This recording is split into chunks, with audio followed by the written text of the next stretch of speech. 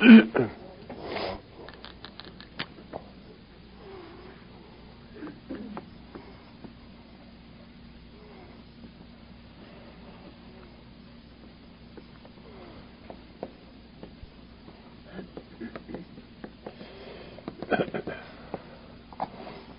voudrais étudier avec vous autres ce qu'on peut appeler l'esprit de l'ego.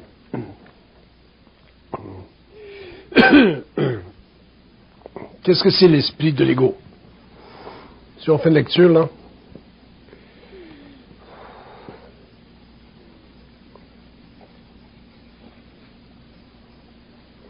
L'esprit de l'ego, c'est la qualité d'intelligence qui n'est pas colorée par le moi. Donc la partie de l'intelligence de l'homme qui n'est pas colorée par le moi, c'est ce qu'on appelle l'esprit de l'ego. C'est cette partie de l'intelligence qui est créative, qui n'est pas formatée par la mémoire de la race. C'est cette partie de l'intelligence qui est libre. Cette intelligence est infinie.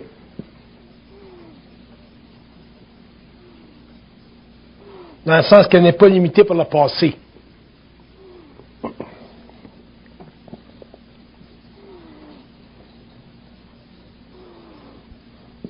Puis dans la psychologie évolutionnaire, l'esprit de l'ego devient la force de la conscience mentale de l'homme. Ça devient sa force. Le centre de sa force, de sa puissance. C'est l'origine de sa manifestation en tant qu'être.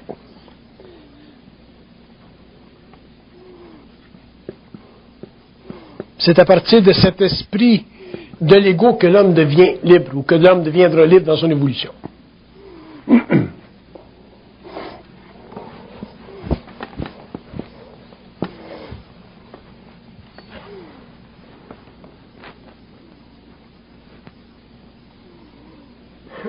Disent que lorsque l'homme comprendra l'esprit de l'ego, il devient...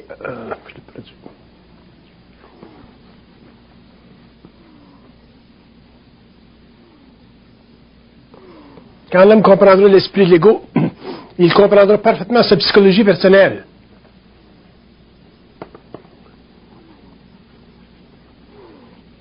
Donc à ce moment-là, il n'aurait plus besoin de vivre la recherche de soi.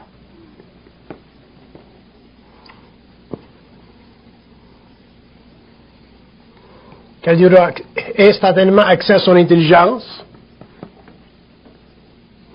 de sorte qu'il n'aura plus besoin de penser pour se connaître.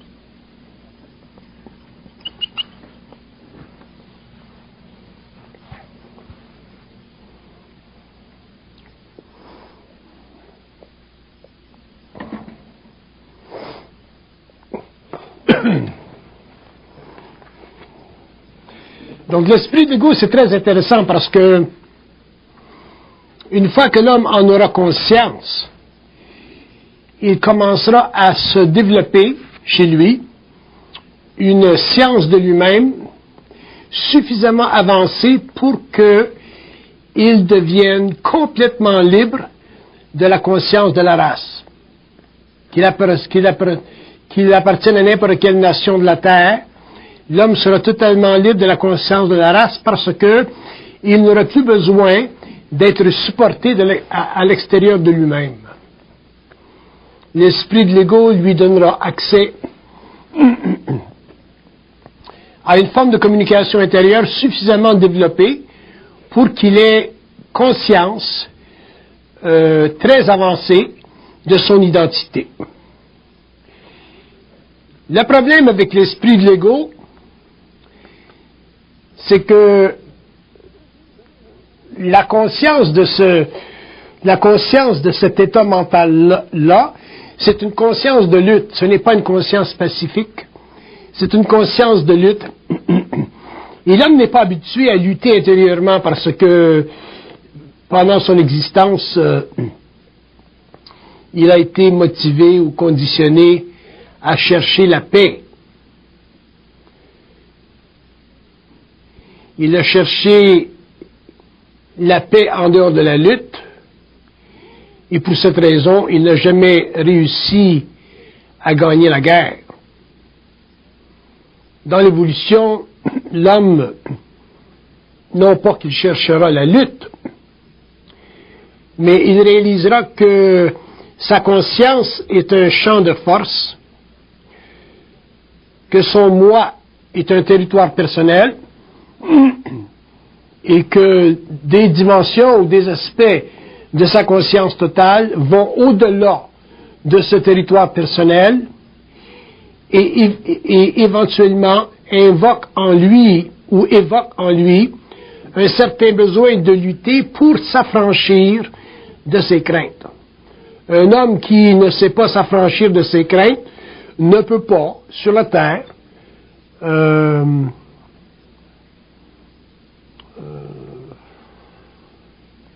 parler de liberté. Il peut parler de bonheur temporairement, mais il ne peut pas parler de liberté. Et un homme qui ne peut pas parler de liberté ne peut pas en réalité parler de paix fondamentale et de paix soutenue, parce qu'il y a trop de démons en lui qui doivent être brisés, fracassés, éliminés, conquis, pour qu'il puisse lui-même finalement assertir l'absence de domination sur sa conscience. Donc, l'esprit de l'ego, c'est une notion nouvelle, c'est une notion très occulte de la conscience de l'homme, c'est une notion qui fait partie de l'évolution de la conscience supramentale ou de sa psychologie attenante, qui est une psychologie évolutionnaire fondée seulement sur le mouvement de libération du moi inférieur en relation avec le moi systémique ou le moi supérieur de la conscience universelle de l'homme. Donc, pour que l'homme en arrive éventuellement à pouvoir vivre sa vie sans aucune contestation, ni extérieure ni intérieure, autrement dit une vie libre, en dehors des illusions du libre arbitre, il lui faudra, avec le temps, en arriver à pouvoir avoir une suffisante conscience de l'esprit du moi. Le problème avec la philosophie, ou le problème avec la psychologie, ou le problème avec les religions, ou le problème avec les manières de penser des différentes races humaines sur la Terre, c'est l'inhabilité de l'homme, appartenant à ces races ou appartenant à ces idéologies, de pouvoir se structurer un moi à la mesure de sa puissance.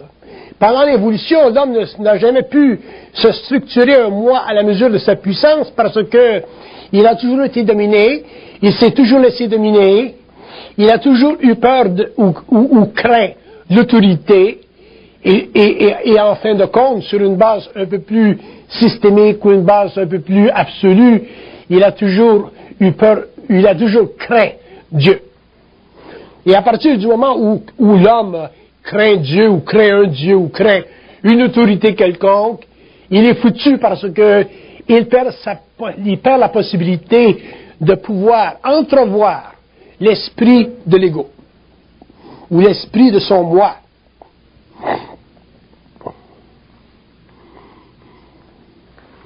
Le plus grand mal qui a été, le plus grand mal dans un sens psychique, qui a été imposé, forcé sur la conscience de l'humanité, ça a été la conscience spirituelle ou religieuse d'un Dieu.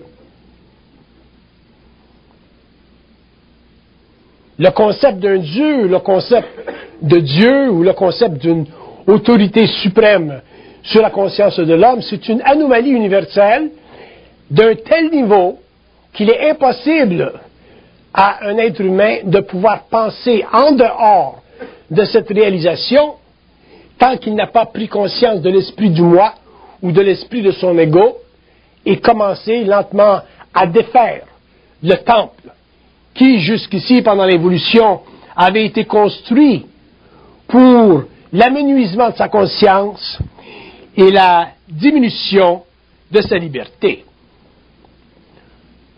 Bien qu'on soit obligé de dire, sur un plan général ou sur un plan universel, sur un plan politique, sur un plan mondial, que les religions sont nécessaires, la seule raison pour laquelle les religions sont nécessaires, c'est parce qu'elles ont antidaté la conscience universelle de l'homme. Donc elles sont venues avant le moment où l'homme pouvait finalement prendre conscience de lui-même, et pendant ce grand espace de temps, cette grande tyrannie historique, les forces astrales ont réellement envahi la conscience de l'homme, l'homme a perdu conscience de lui-même, et automatiquement n'a jamais pu pouvoir comprendre, saisir la réalité de l'esprit de son moi, de sorte que l'homme aujourd'hui n'a aucune identité. Pardon. Et il est laissé seul à sa lutte existentielle, sans pouvoir jamais amener la guerre en dehors de sa propre conscience psychologique et la faire sur le plan psychique de son être, ou ayant conscience des autorités ou de l'autorité psychique qui manipule son ego, il ne peut plus aujourd'hui, ou il ne pouvait pas dans le passé, prendre contrôle de sa destinée. Mais avec l'évolution, ça va changer. Quand on regarde ce que nous avons fait sur la Terre en 100 ans en sciences pures, en sciences mécanistes, nous pouvons nous imaginer ce que nous allons faire en sciences pures sur une base de 1000 ou 2000 ou 3000 ans. Alors c'est la même chose sur le plan de l'évolution, sur le plan psychique, sur le plan de l'évolution de la conscience de l'homme. Il ne faut pas croire qu'aujourd'hui, à la fin du 20e siècle, nous avons épuisé toutes nos ressources psychologiques, toutes nos ressources psychiques, et que nous avons cessé de pouvoir étendre notre liberté à tous les plans, sur tous les plans, et à tous les horizons de la conscience possible de l'homme. L'homme est un être de lumière, c'est un être qui saura avec le temps s'affranchir, mais il ne pourra le faire que dans une condition uniquement personnelle, c'est-à-dire totalement déraciné de cette mémoire de la race qui a astralisé sa conscience, pulvérisé son moi, et fait de lui un être, une créature du bon Dieu pendant des siècles.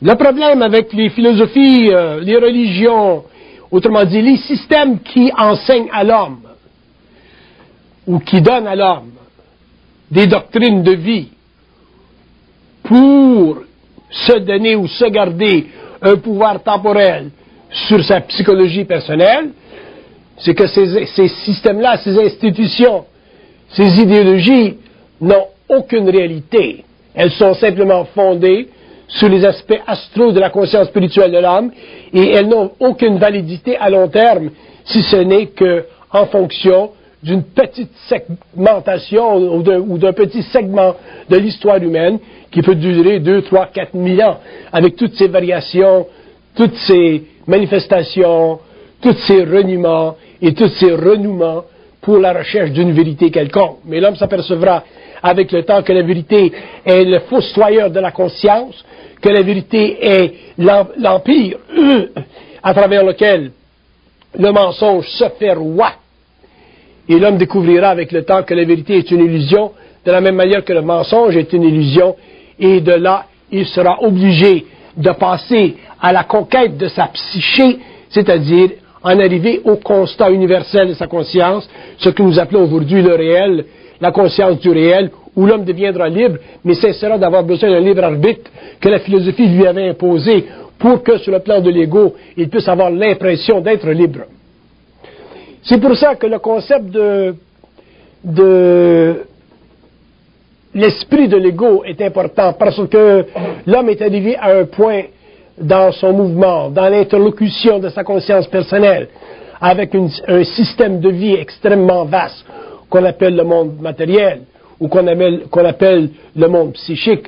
L'homme est arrivé à un point où il a besoin de constater l'universalité de sa conscience et la qualité fondamentalement unique de son être, de son moi, en relation avec des doctrines de vie ou des lois de vie extrêmement occultes qui font partie de la structure mentale de sa conscience et de son habilité d'interposer dans sa vie des formes de pensée qui sont à l'origine de la structure de son moi, mais qui vont beaucoup plus loin que la simple manifestation réfléchie de son ego, c'est-à-dire la communication télépathique avec des plans, des mondes, des univers de vie qui sont à l'origine de la formation de l'âme et aussi à l'origine de la formation de la pensée. Donc l'homme a beaucoup de choses à apprendre en ce qui concerne l'évolution de son être, le statu quo de sa conscience et l'empire universel de l'humanité qui n'est pas encore sur la terre manifesté. Nous n'avons aucune idée aujourd'hui, à la fin du XXe siècle, de la puissance de la pensée. Nous savons que la pensée, de par sa manifestation, crée dans la conscience des hommes inconscients, des hommes endormis, des remous qui, à un niveau ou à un autre, éveillent son ego.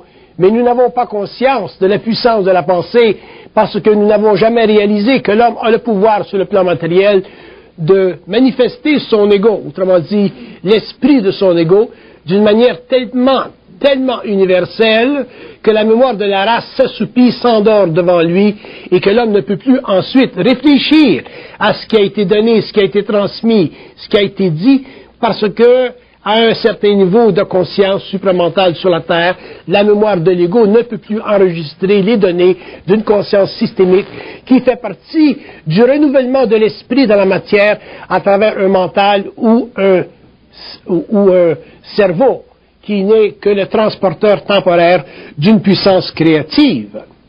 C'est pour ça que l'étude de l'esprit de l'ego est une étude fondamentale pour la construction d'une dynamique psychique qui permettra à un homme un jour de relever le défi de sa conscience mortelle, comprendre les mystères et finalement interroger les dieux concernant la systématisation de son intelligence, le pouvoir de son incarnation, la distribution aussi de l'incarnation à travers les différentes races et la formation ou la formulation des besoins systémiques pour la création d'une civilisation sur la Terre qui, dans le fond, devait naître simplement pour une chose, relever le défi du sommeil des âmes qui, depuis très longtemps, fut le résultat de l'impuissance de l'âme de s'auto-corriger dans une évolution non voulue par des êtres de lumière qui n'appartiennent plus à notre systémique, à nos systèmes de vie, mais font partie de systèmes extérieurs avec lesquels nous sommes complètement en désaccord, c'est-à-dire non harmonisés, c'est-à-dire incapables de communiquer avec. Donc l'homme vit réellement en quarantaine sur une planète à l'extérieur du système solaire, à l'extérieur de la galaxie, sur le petit coin de la galaxie, mais il ne réalise pas qu'en réalité, il est un être universel et que simplement sa corporalité physique, simplement sa dimension physique, lui donne l'allure qu'il est petit ou qu'il est créature, alors qu'en réalité, il est un être de lumière à pleine mesure et qu'il est essentiellement capable de communiquer par télépathie avec les différents plans de vie, astral ou mental, et qu'en réalité, il n'a besoin d'aucune autorité au-dessus de lui pour lui faire comprendre, pour lui donner la mesure des assises systémiques qui sont à la base de la construction des univers visibles et invisibles.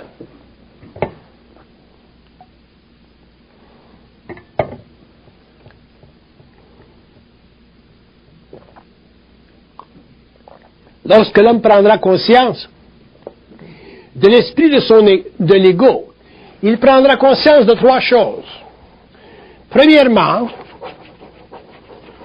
il prendra conscience que l'esprit n'est pas une unité de conscience séparée de la sienne, mais que l'esprit est une unité de conscience réglée au même taux vibratoire que son ego, que son moi, et c'est cette régulation qui lui donne, en tant qu'être sur la Terre, le privilège de penser, donc d'appartenir à une catégorie de conscience que nous appelons humanité, en contradistinction avec d'autres catégories de conscience qu'on pourrait appeler animales.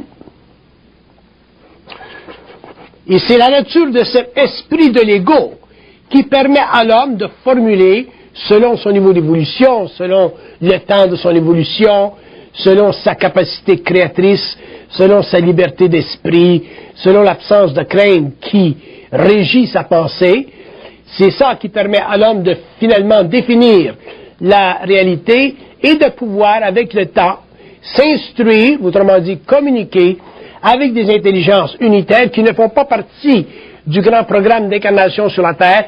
Et lorsque l'homme pourra faire ceci, il aura finalement établi un pont entre lui-même en tant que mortel et d'autres niveaux de vie qui sont à la source de sa pensée, et l'homme deviendra un être systémique et automatiquement, même s'il est incorporé dans une matérialité, n'appartiendra plus à la mémoire de la race.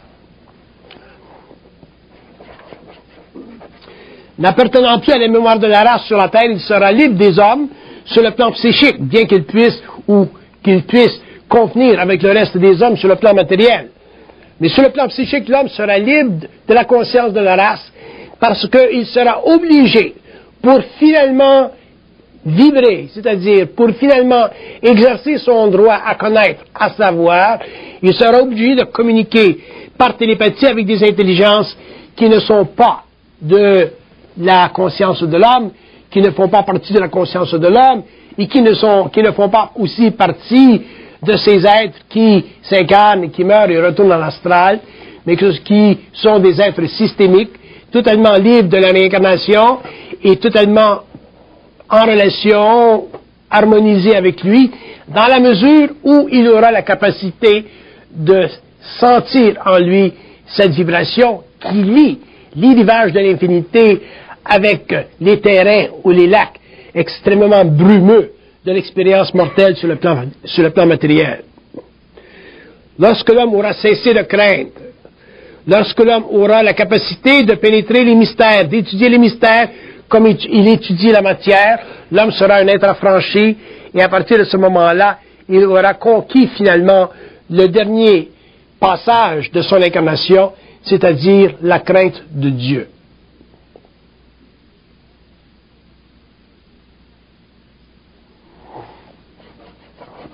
Il ne faut jamais oublier que la crainte de Dieu a été inspirée par les religions et que les religions sont les grandes manufactures de l'inquiétude existentielle, que les religions sont à la source, à l'origine même de l'impossibilité de l'ego de se situer en relation universelle avec les forces qui dirigent l'évolution, les forces qui créent et les forces qui détruisent. Et à cause de ceci, l'homme a été obligé de vivre une période que nous appelons l'évolution, c'est-à-dire une période où il fut obligé à l'âme de cesser d'être responsable d'elle-même afin que l'ego puisse, pour une raison ou une autre, parachever sa période d'endormitoire sur un plan où la mémoire de la race devenait reine et l'homme devenait esclave.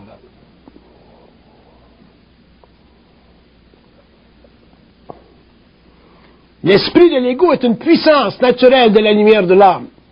L'esprit de l'ego est une façon à l'homme de prendre conscience des forces qui font ingérence dans son ego, dans son moi.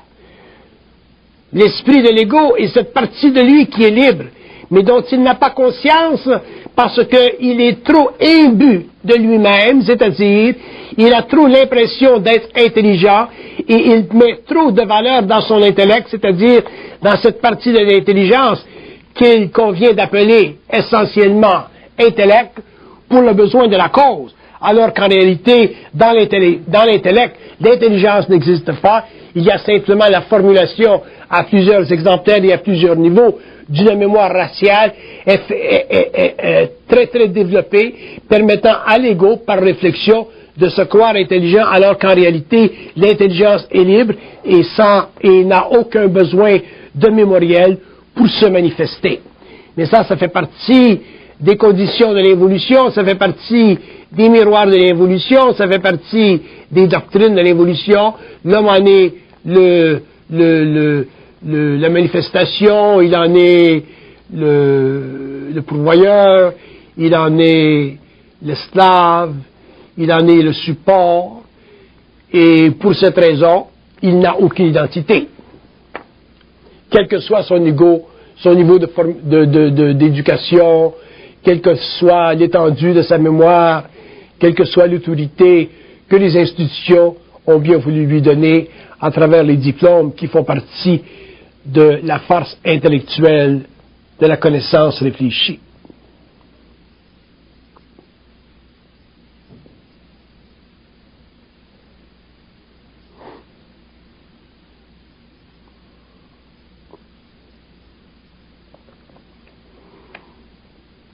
L'esprit de l'ego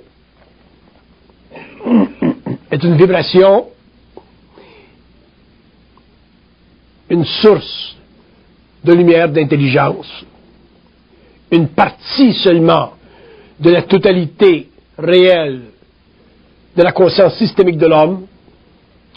L'esprit de l'ego est une manifestation à une petite échelle de ce que l'homme est à une grande échelle, tout ceci à cause de sa corporalité, tout ceci à cause du fait qu'il ne peut pas, dans un même temps, saisir sa conscience systémique et sa conscience planétaire en même temps, sinon il mourrait, il n'aurait aucune raison de vivre sur le plan matériel. Donc il y a dans l'esprit de l'ego des limites, mais ce ne sont pas des limites créatives, ce sont simplement des limites structurelles nécessaires à la formulation du moi, simplement pour ou dans le but d'éteindre dans la conscience de l'homme les différentes réflexions qui rendent son frère aveugle, esclave de la mémoire de la race. Mais en réalité, cet esprit de l'ego est une conscience infinie à laquelle l'homme, en tant qu'ego, peut participer à une petite ou une grande échelle, dépendant de son niveau d'évolution. Mais dans la nature même de cet esprit, sur le plan vibratoire de ce mouvement d'énergie, il n'y a aucune limite, puisque l'ego n'est plus présent dans la formulation de cette symphonie qui existe entre la matérialité et l'invisible.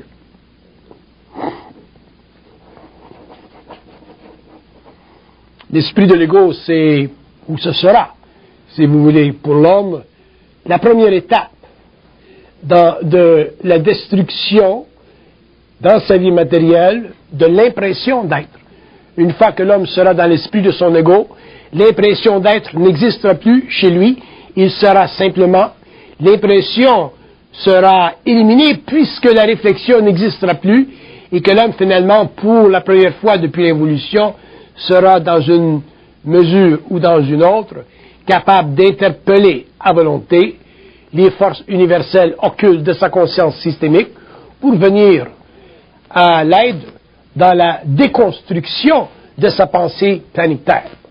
Une fois que l'homme aura bénéficié d'une déconstruction de pensée planétaire, il pourra par lui-même déconstruire sa pensée planétaire, il pourra dans un même moment, dans un même mouvement, construire une pensée systémique et on n'a aucune idée où il pourra aller, jusqu'où il pourra aller un jour. Nous pouvons avoir une idée dans ce sens que l'homme, certainement, un jour, dans un certain temps, lorsqu'il aura avancé, transmuté, corrigé les erreurs de l'évolution, l'homme sera capable de réellement communiquer par télépathie avec les hommes, comme il sera communiqué par télépathie avec les invisibles. Et à ce moment-là, il pourra facilement reconnaître ce qui est réel et on ne pourra plus lui imposer de doctrine, d'idéologie, parce qu'il sera totalement au-dessus de la mémoire de la race. Ayant compris les limites de la mémoire de la race, il sera libre et il pourra à ce moment-là entrer dans la mémoire universelle et réellement conquérir les hauts sommets du savoir, c'est-à-dire les aspects des mystères qui ont toujours forcé l'humanité à se créer un Dieu afin de pouvoir, d'une manière silencieuse, répondre à des questions brûlantes que l'ego ne pouvait pas par lui-même développer parce qu'il avait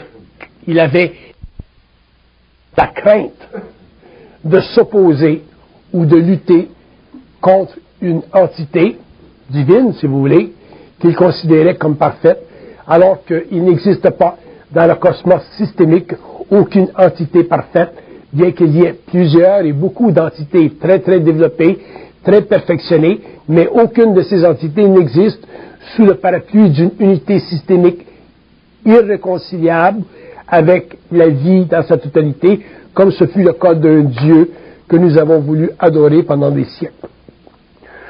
Donc, de la même façon que sur la Terre, nous avons des gouvernements, nous avons plusieurs unités à travers les gouvernements qui gouvernent, nous avons des députés, nous avons des présidents, nous avons des gens ou des ordres de conscience à différents niveaux. Il en est de même dans l'invisible, nous avons des gouvernements.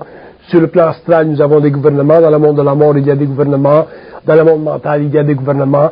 Et tout est gouverné, tout est gouvernable. Il n'existe aucune situation systémique, planétaire, invisible, qui demande ou qui impose ou qui voudrait imposer l'unité cosmique systémique d'une conscience universelle qui paternalise de par sa réalité la totalité des êtres affranchis ou forcés de passer au stage de l'évolution, au stage de la pérégrination des âmes, au stage de l'incarnation. C'est une illusion qui a été créée par les églises, c'est une illusion qui a été créée par le passé, par les religions, et cette illusion-là sera détruite par l'homme lui-même, car seul l'homme peut tuer Dieu.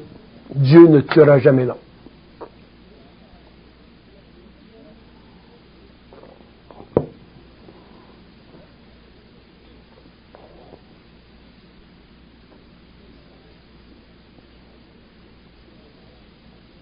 Tant que l'homme ne pourra pas dans sa conscience tuer Dieu, c'est-à-dire éliminer le besoin psychologique, émotionnel, infantile d'une entité paternelle qui surveille son évolution, qui est ni bonne ni mauvaise, l'homme ne pourra pas en arriver à se construire ou à prendre conscience, si vous voulez, de l'esprit de son ego, parce que en tant qu'ego, en tant que mortel, il aura refusé la lutte finale, qui est l'affranchissement de sa conscience personnelle par rapport à une divinité techniquement universelle qui n'existe pas, mais qui fait partie de la mémoire de sa race, donc du besoin chez le mortel d'appartenir à une infinité qui est silencieuse peut-être, invisible certainement, mais techniquement bonne ou de bonne volonté par rapport à lui. Et tant que l'homme n'éliminera pas cette condition, cette illusion, cette fantasmagorie qui fait partie de l'évolution, il ne pourra jamais connaître, savoir, expérimenter l'esprit de l'ego, et à cause de ceci, il fera partie de l'évolution. Lorsqu'il mourra, il retournera en conscience astrale, mais il ne connaîtra pas la conscience morontielle, c'est-à-dire ce plan de conscience faisant partie de l'évolution de ces hommes qui, au cours de leur affranchissement de la mémoire de la race, auront finalement conquis la crainte occulte qui est inculquée, installée dans le centre de l'âme par la voie de la mortalité.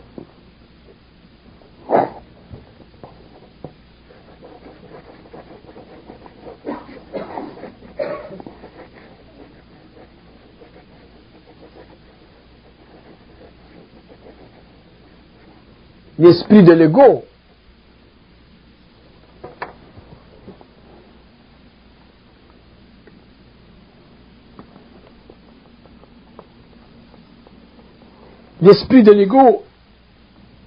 est une structure personnelle et universelle à la fois. Un homme qui est dans l'esprit de l'ego, qui avance dans l'esprit de l'ego, il avance avec tous les hommes qui sont dans l'esprit de l'ego dans un même temps. C'est-à-dire que tous les hommes qui sont dans l'esprit de l'ego, qui ont conscience de l'esprit de l'ego, peuvent facilement comprendre la même chose, bien qu'ils ne peuvent pas nécessairement avoir la même capacité créative. Ils peuvent comprendre la même chose, parce que tout est universel, mais ils n'ont pas nécessairement la même conscience créative, la même puissance créative, parce qu'ils ne sont pas arrivés au même niveau de développement dans leur relation avec l'abolition de la crainte. Vous savez qu'est-ce que c'est la crainte? La crainte, c'est la séparation du mortel avec l'esprit de l'ego. Donc, si on prenait n'importe quel homme sur la terre et qu'on regardait la relation qu'il a avec l'esprit de son ego, nous aurions une mesure de sa crainte. Moins il y a de relation entre l'homme et l'esprit de l'ego, plus il y a de crainte, parce que l'homme est obligé de remplacer l'esprit de l'ego par une certaine liaison avec l'esprit de la race.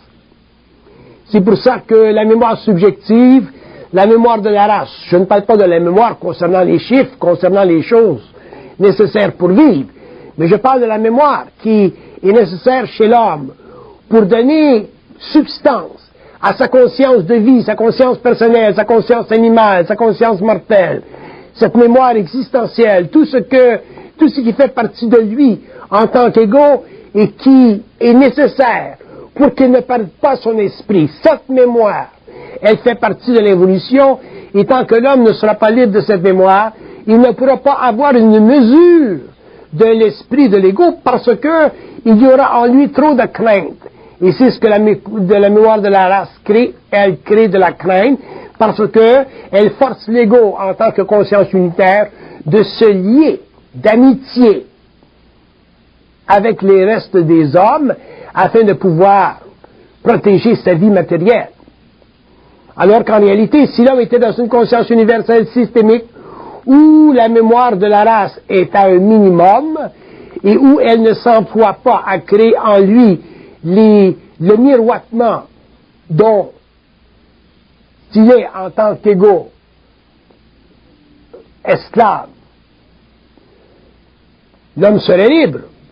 Il serait avec les hommes, il se mélangerait avec les hommes, il travaillerait avec les hommes, mais il serait libre des fantasmagories des hommes, des fantasmes des hommes, des fantasmes des idéologies humaines, des fantasmes des religions, et automatiquement, s'il était à plusieurs unités sur la Terre, la civilisation telle que nous la connaissons aujourd'hui n'existerait plus et serait instantanément renversée parce que les hommes ne pourraient pas supporter des idéologies qui iraient à l'encontre de sa réalité.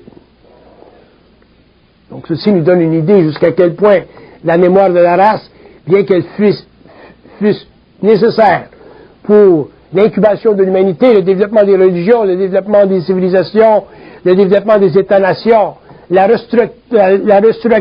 restructuration démographique des peuples et la distribution des peuples dans le monde pour une meilleure emploi des exercices matériaux, il demeure quand même que l'homme fut pendant des siècles utilisé par les forces astrales et maintenu dans un quantum de pensée tellement primitif qu'aujourd'hui, à la fin du 20e siècle, bien que nous soyons très très avancés en sciences, sur le plan psychique, nous sommes absolument primitifs, absolument sans capacité de pouvoir déterminer d'où nous venons, où nous sommes et où nous nous en allons dans tout le grand voyage, dans toute la grande expérience systémique de l'humanité en évolution.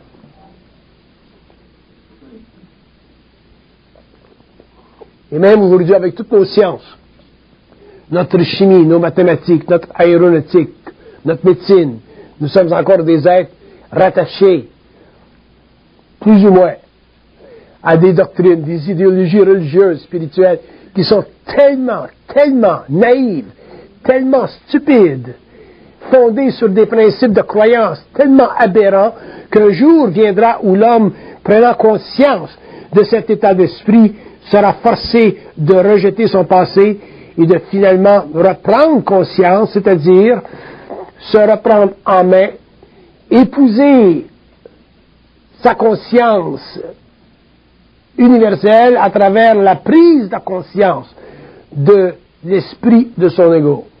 Parce que c'est à travers la conscience de l'esprit de son ego que l'homme en arrivera à avoir une conscience universelle et mettre de côté toutes ces flâneries qui firent partie de son expérience évolutive. On ne peut pas amener un cheval à boire. Mais un jour, le cheval aura suffisamment soif qu'il viendra à boire par lui-même.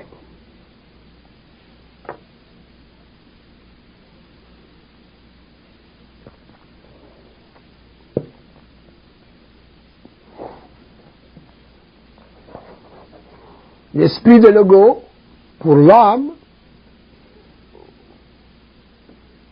c'est une capacité créative émanant d'un mental universel, faisant partie de sa conscience systémique. Conscience systémique veut dire conscience libre du plan de la mort. Autrement dit, non influencée par des entités astrales ou des esprits de basse vibration.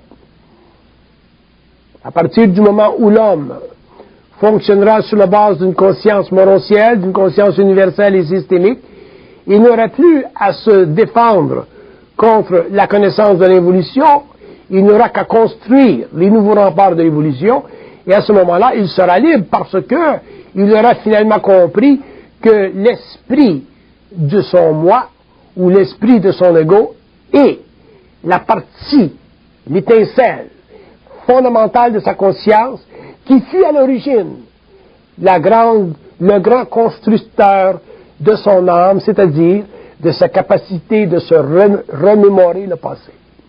Un jour, l'homme comprendra que l'âme n'existe qu'en tant que mémoire, que l'âme n'existe pas en tant qu'intelligence. Et lorsque l'homme aura compris que l'âme n'existe qu'en tant que mémoire, qu'elle n'existe pas en tant qu'intelligence, il sera forcé d'aller plus loin dans sa conquête, d'aller plus loin dans sa découverte. Je ne dis pas de sa recherche, de sa découverte. Et lorsqu'il aura suffisamment pris conscience des différents niveaux de vie, de réalité qui font partie de son devenir, il verra que l'âme est simplement mémorielle, que l'âme fait partie de toute l'information accumulée pendant des siècles et des siècles de cette expérience dans le matériel, et qu'en réalité, la seule partie de lui-même qui vaut la peine de survivre à la mortalité, c'est l'esprit de son ego, et cet esprit de son ego existe, évolue et est présent sur le plan morontiel, mais ne fait pas partie du plan astral de la mort.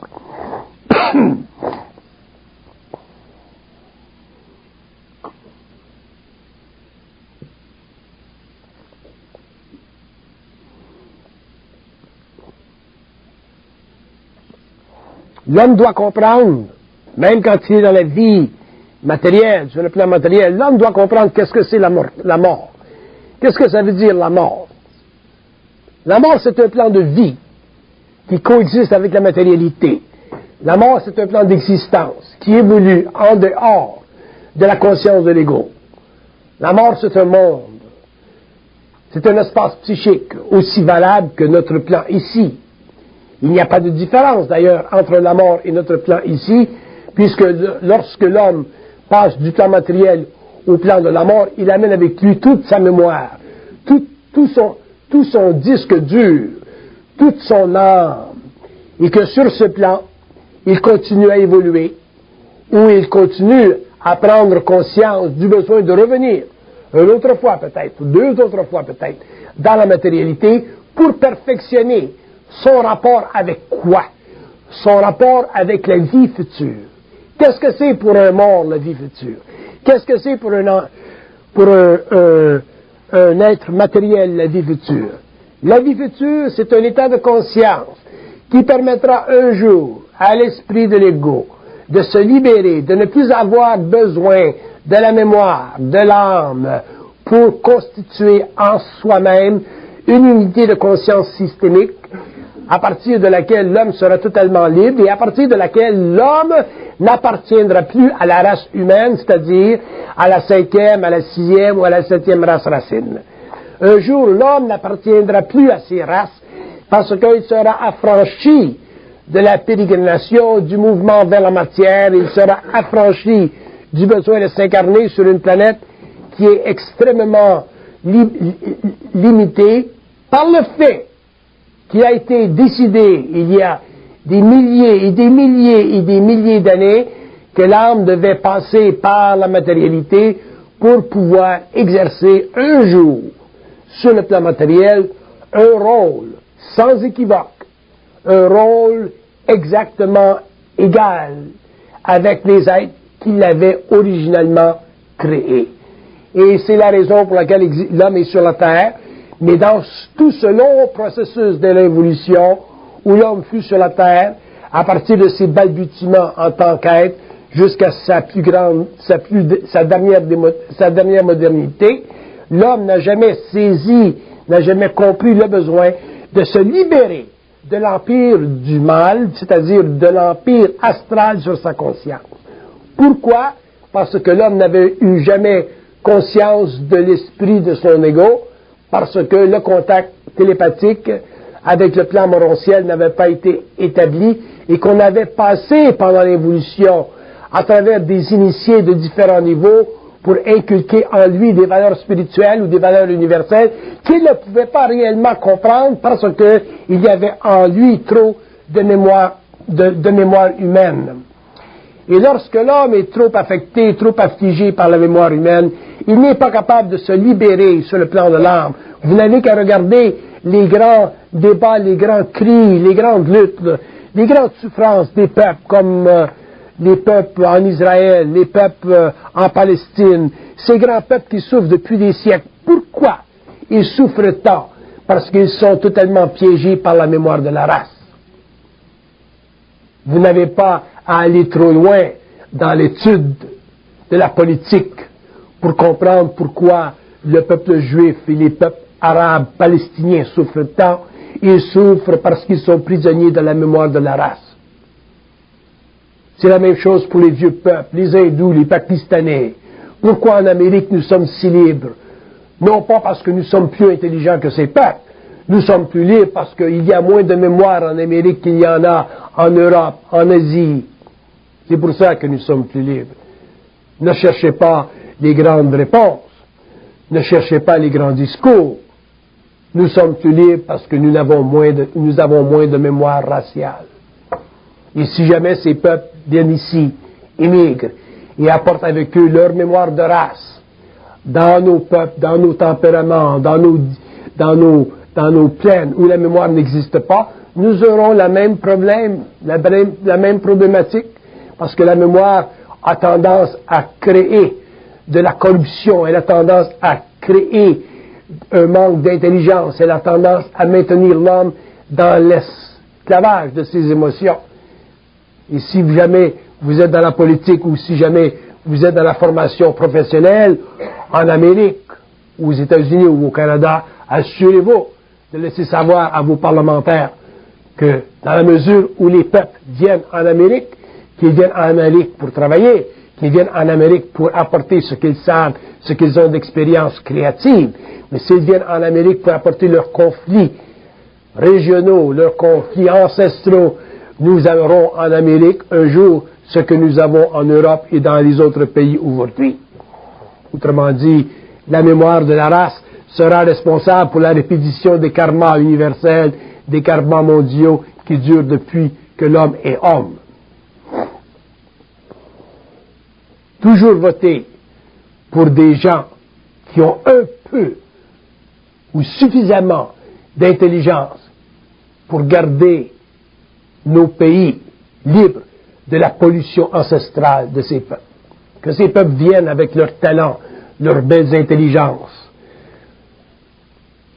leur belle éducation, ou leur grand sentiment, leur amour pour la liberté, et qu'ils ne viennent pas pour apporter ici les fléaux de leur mémoire, parce que nous serons prisonniers comme eux et nous paierons comme eux le prix. Ça fait partie des lois universelles.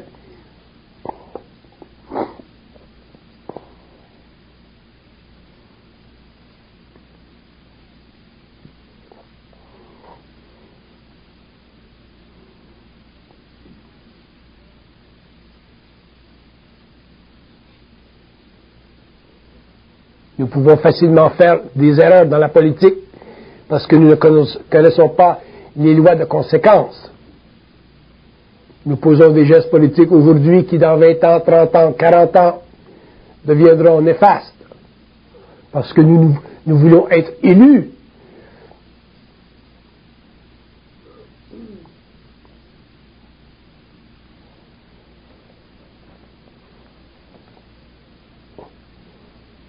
Il y a un terme qui devient de plus en plus populaire en Europe. Nous l'appelons le compassionnisme. C'est une nouvelle forme d'idéologie. C'est très dangereux, le compassionnisme. Parce que dans le compassionnisme, lorsqu'il y a des peuples qui souffrent, qui sont affectés par d'autres peuples plus puissants, nous allons toujours vers les peuples qui souffrent le plus. Et ce n'est pas parce qu'un peuple souffre, ou en apparence souffre le plus, qu'il est en réalité plus correct dans sa façon de déterminer sa propre histoire. Il faut faire attention au compassionnisme.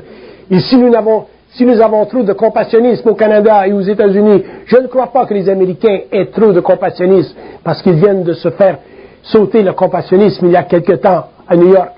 Mais que nous, au Canada, nous ayons trop de compassionnisme, nous nous retrouverons un jour dans des situations très très dangereuses, parce que nous ne comprendrons pas en réalité ce qui se passe dans l'âme de la race, ce qui se passe dans l'esprit de la race.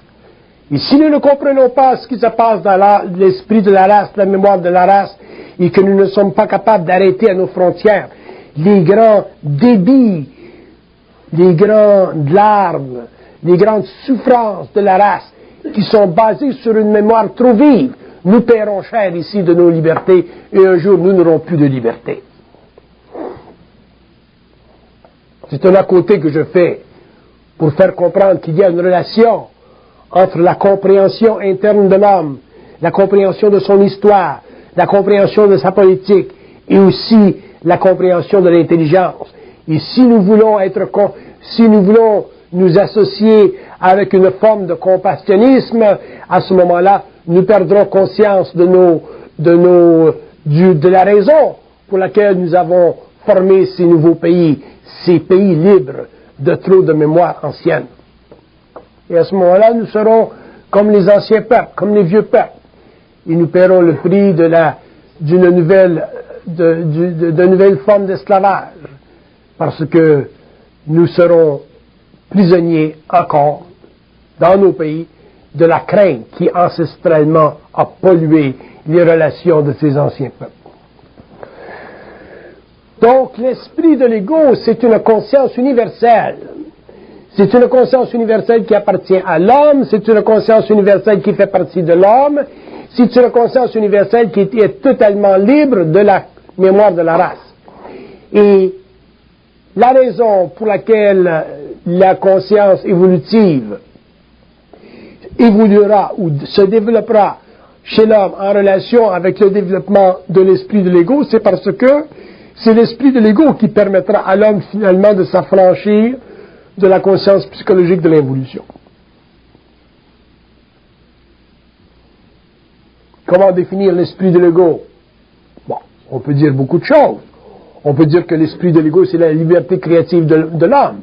On peut dire que l'esprit de l'ego, c'est une plateforme mentale totalement déracinée de la conscience de la race.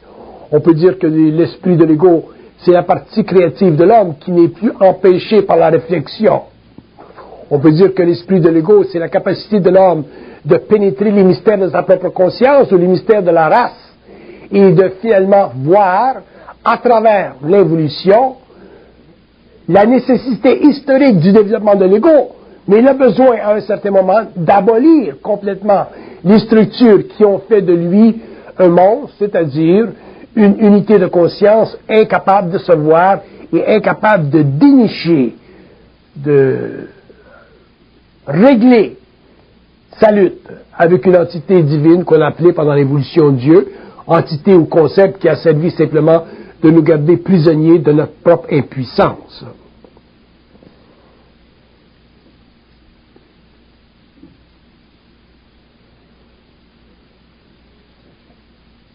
Il n'y a aucune entité, à quelque niveau que ce soit sur le plan astral, je ne parle même pas du plan matériel, que ce soit sur le plan astral des âmes, que ce soit sur le plan moral ou mental des entités systémiques, il n'y a aucune entité qui soit capable d'imposer à l'homme la notion de créature.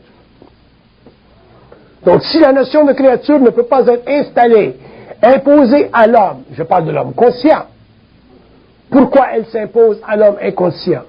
Elle s'impose à l'homme inconscient parce que lui-même, en tant qu'individu, endormi, sans conscience, se laisse piéger par des doctrines, par des idéologies qui font partie des lois de domination et qui techniquement font partie du principe luciférien sur la Terre, qui est à l'origine du développement de l'ego et de la structure mentale de l'homme en réflexion.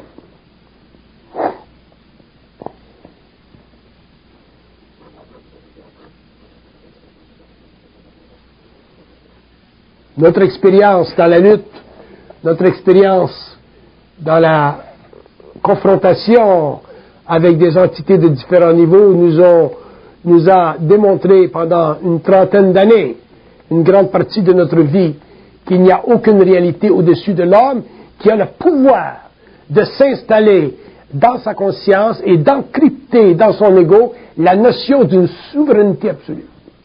Aucune. À moins que l'homme ne se laisse endormir, ne se laisse posséder par des notions qui viennent de plans inférieurs et qui résultent de son incapacité en tant qu'être de se libérer de son émotivité animale qui le garde prisonnier de la mémoire de la race parce qu'il a crainte de faire face au mystère de sa propre conscience. L'homme un jour fera face à sa propre conscience. Et à ce moment-là, la recherche personnelle n'existera plus. L'homme ne peut pas se rechercher toute sa vie. C'est de la connerie, ça. On se recherche, on va aux Indes, on va à l'église, on lit, on fait des démarches. Il faut que l'homme cesse un jour de se rechercher. Il est total. Il n'a pas besoin de se rechercher.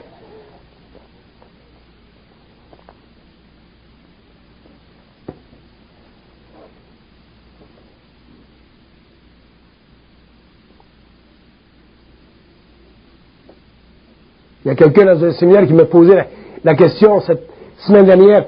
Monsieur Bernard, qu'est-ce que c'est la pierre philosophale? Je cherche la pierre philosophale. Mais je lui dis, vous allez chercher longtemps, mon cher, la pierre philosophale. Tout le monde cherche la pierre philosophale depuis des siècles. Le symbole est intéressant. Je cherche la pierre philosophale. J'ai mis dans le cul la pierre philosophale.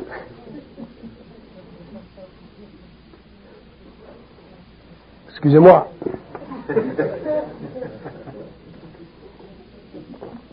Et on se dort la pilule. On se dort la pilule. On fait pitié, on fait réellement pitié.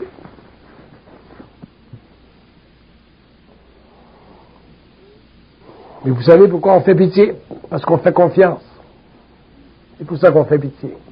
On fait confiance à ceux qui parlent de pierre philosophale. On fait confiance à ceux qui parlent de Dieu. On fait confiance à ceux qui parlent de foi en Dieu.